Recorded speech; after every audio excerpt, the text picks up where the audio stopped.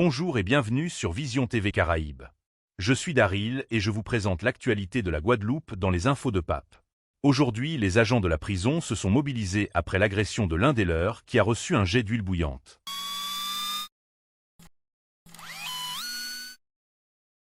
Nous sommes devant l'établissement parce que hier un collègue a été grièvement blessé, il a été ébouillanté. Le détenu a utilisé de l'huile qu'il avait mis à bouillir. Donc ça veut dire qu'il attendait à agresser un surveillant. Et il a ébouillanté le collègue. Et quand l'équipe de sécurité est venue pour faire une intervention, il s'est badigeonné d'huile et il attendait les collègues avec un pic. C'est-à-dire qu'un pic, c'est une arme artisanale que les détenus trafiquent en prison. Donc aujourd'hui, en représailles, il faut que l'administration comprenne que nous ne sommes pas des victimes. Nous sommes venus travailler, nous sommes venus gagner notre vie et pas la perdre. Donc notre collègue aujourd'hui est à l'hôpital et nous allons faire comprendre à l'administration que nous n'allons pas laisser passer ça. Donc le détenu actuellement, il est en garde à vue. Et comme nous l'avons dit à notre administration, à l'issue de sa garde à vue, nous souhaitons et nous exigeons que ce détenu dégage de l'établissement. Il n'a plus sa place au centre pénitentiaire de Bemao. Donc comme nous l'avons précisé, c'est une grève reconductible. Et l'administration sait très bien pourquoi, parce que le mois dernier, nous les avons interpellés concernant la surpopulation carcérale. Nous avons eu entre-temps un agent qui a été agressé, donc ça fait beaucoup. Et nous avons interpellé l'administration en disant que cette surpopulation carcérale engendre en tout état de cause les agressions sous personnel et entre détenus. La preuve hier, puisque hier, l'un de nos collègues est tombé, nous trouvons ça inadmissible, inacceptable. Et c'est pour cela que nous avons décidé de faire un blocage total de l'établissement jusqu'à nouvel ordre. Et on attend aussi, il faut le préciser, une visio avec la mission Outre-mer. Mais pour le moment, il y a une plateforme revendicative. Déjà, en premier lieu, c'est le transfert du détenu qui a agressé notre collègue. Ensuite, on est toujours et on sera encore en manque d'effectifs. C'est vrai que la plupart des collègues qui sont ici sont des personnes on va dire la moyenne d'âge est de plus de la cinquantaine, des collègues qui sont fatigués, usés par le métier qu'on fait. Bon, certes, on aime notre métier, on continue à le faire, mais le manque d'effectifs commence à se faire ressentir.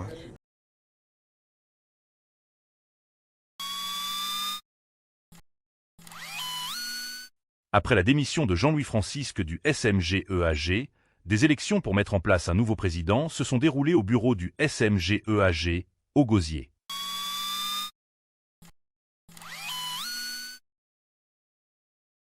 Aujourd'hui, le résultat s'est exprimé. Je crois que l'ensemble des membres du comité se sont exprimés, m'ont permis d'être élu président du SMG-EAG pour redresser une situation qui est somme toute difficile et pour laquelle nous aurons besoin de toute la population de la Guadeloupe, à la fois tous les acteurs de notre territoire, dont les élus, dont la société civile, dont les salariés, dont les usagers, dont moi-même et les autres élus nous faisons partie. On a un combat commun à mener qui est celui de sauver ce patrimoine guadeloupéen, qui est celui de l'eau.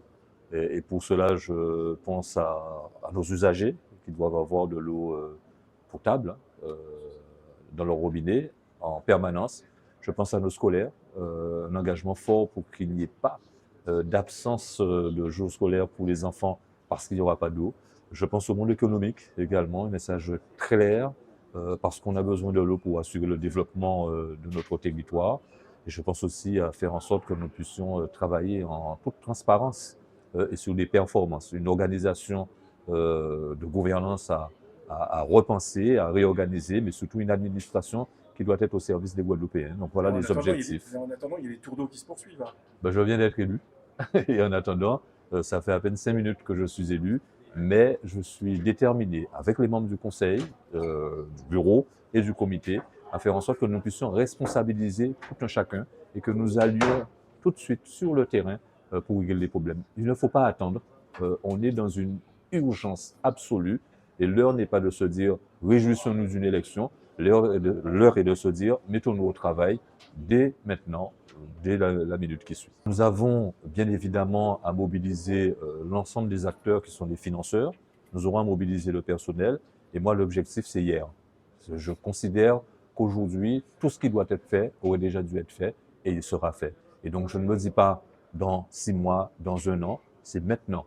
On est déjà au boulot. Dès aujourd'hui, nous sommes au travail parce que les Guadeloupéens attendent beaucoup de nous au niveau du SMGAG et nous ne devons pas les décevoir. Je ferai en sorte que le travail de redressement financier que nous avons accompli avec le SIAG, on puisse le retrouver aujourd'hui et faire en sorte que la population soit satisfaite. Un objectif clair, allons-y, pouvoir d'achat, de l'eau dans les robinets, l'assainissement, et puis les autres compétences qui sont dévolues au SMGAG et que nous devons mettre en œuvre pour faire en sorte que les EPCI soient satisfaites du travail qui sera réalisé au niveau du SMGAG.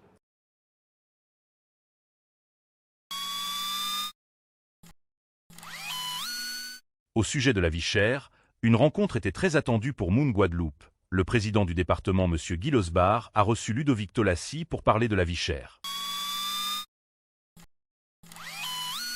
On est à l'antenne du conseil départemental à Mont-Miquel. Donc aujourd'hui, on devait rencontrer le président du département sur l'organisation d'une table ronde, la table ronde qu'on voudrait avec tous nos politiques. Donc aujourd'hui, on a rencontré le président du département, M. Losbar, avec son bureau et sa direction, de façon à ce qu'il puisse nous donner un accord moral déjà dans un premier temps sur sa participation à cette table ronde, ce qu'il s'est engagé à faire. Donc à nous d'établir les conditions, etc., optimales pour pouvoir organiser cette table ronde. C'est aussi une invitation aux autres politiques locaux, députés et sénateurs à participer à cette table ronde. Nous avons déjà un certain nombre d'accords avec certains politiques. Malheureusement, nous n'avons pas encore l'accord de tous les députés, tous les sénateurs. Certains ont déjà répondu oui. Et notamment, il manque aussi le président du conseil régional, c'est-à-dire M. Harry Chalus, pour pouvoir convoquer cette table ronde et que nous puissions travailler autour de la question de la vie chère, sans pour autant passer par des phases de mouvement populaire ou de soulèvement de la population. Essayer de faire en sorte qu'on puisse sortir intelligemment et pas par le chaos de cette problématique. Dans un premier temps, ce qui concerne l'optique de travail, le préfet représente l'État. Dans une certaine forme de fonctionnement local, je voudrais que nos politiques de Guadeloupe puissent se positionner et puis après voir quelle est l'attitude, quel est le positionnement devant l'État et devant la grande distribution. J'explique une chose toute simple.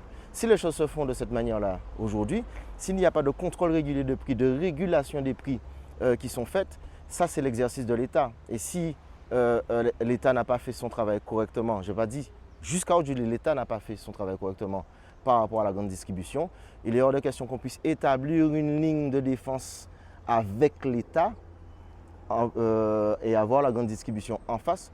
Nous pensons aussi que l'État quand même a son rôle à jouer, a une certaine forme de complicité dans ce qui se passe aujourd'hui. Donc les élus locaux vont se positionner, on va établir des lignes de conduite communes. S'ils se rangent du côté des mouvements citoyens, on s'organisera. Et puis après, la suite, ce sera à la Guadeloupe de décider un petit peu comment les choses vont se passer. Et nous sommes arrivés au terme de notre émission. Nous vous remercions de votre attention. Nous vous donnons rendez-vous sur Vision TV pour de prochaines émissions. Restez connectés sur nos réseaux.